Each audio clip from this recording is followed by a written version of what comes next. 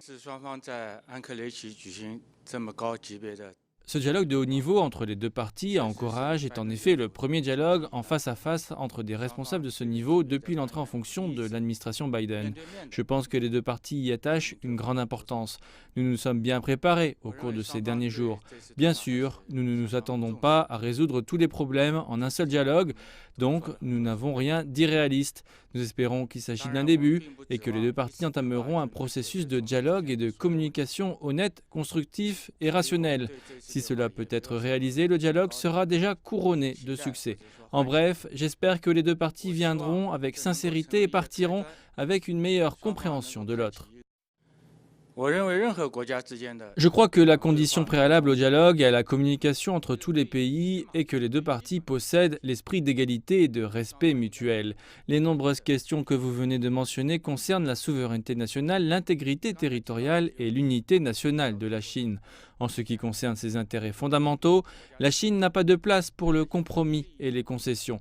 C'est aussi l'attitude que nous allons rendre claire durant cette réunion. S'ils pensent que la Chine fera des compromis et cédera sous la pression d'autres pays, ou que la Chine cherche un soi-disant résultat de ce dialogue en acceptant toute demande unilatérale, je pense qu'ils devraient renoncer à cette illusion car cette attitude ne fera que conduire le dialogue à une impasse. Pour être honnête, mes collègues de Beijing se sont bien préparés pour ce dialogue. Ils se sont préparés au sujet de discussion et à la prévention des épidémies. Mes collègues de Beijing ont adopté les mesures de sécurité et de précaution les plus complètes et les plus strictes, comme se faire vacciner et passer des tests contre la Covid-19. Il doit être dit que beaucoup d'efforts ont été faits. Si quelqu'un pense que la Chine est venue en Alaska recouverte de neige avec sincérité pour faire des compromis et des concessions, alors je suggérerais que mes collègues à Beijing annulent ce voyage dès que possible. Pourquoi prendre la peine de venir ici? J'espère que les gens avec une telle idée renonceront à cette illusion. Il y a toujours des questions qui doivent être discutées et communiquées entre les pays. À mon avis, ils peuvent parler des sujets qui les préoccupent. Bien sûr, c'est leur affaire si les États-Unis et d'autres pays veulent développer leurs relations bilatérales. Nous espérons simplement que de telles activités bilatérales ne ciblent pas un pays tiers et ne nuisent pas aux intérêts d'un pays tiers. Certaines personnes peuvent penser qu'elles rencontrent d'autres pays pour élever la voix avant la réunion avec les officiels chinois. En fait, cette approche n'est pas nécessaire et pas très utile du tout. C'est comme quand quelqu'un marche la nuit seul en chantant pour aider à augmenter son courage. Cela n'est pas d'une grande utilité. Si vous avez des questions, vous devriez parler directement à la partie chinoise. Et je pense que la plupart des pays du monde, y compris certains alliés des États-Unis et les alliés des États-Unis en Asie, ont plusieurs grandes questions. La première est de savoir si les États-Unis peuvent vraiment jouer le rôle d'intervenant responsable dans les affaires internationales.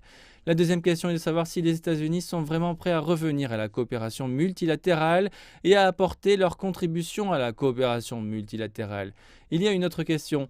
Les États-Unis sont-ils vraiment prêts à respecter les intérêts des autres pays, à écouter la voix des autres pays? Je pense que ces préoccupations existent dans le cœur de la plupart des pays du monde, incluant les alliés des États-Unis, mais certains pays ne parlent pas franchement.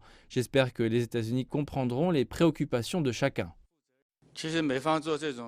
En fait, ce n'est pas la première fois que les États-Unis nuisent à la souveraineté de la Chine et aux relations bilatérales. Notre position est très claire. Nous nous y opposons fermement et prendrons les contre-mesures nécessaires et cette fois ne fait pas exception.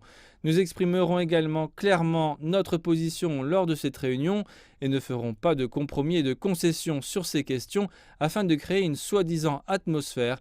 On ne fera jamais cela. Nous avons déjà pris des contre-mesures. Avec l'évolution de la situation, nous continuerons de le faire si nécessaire.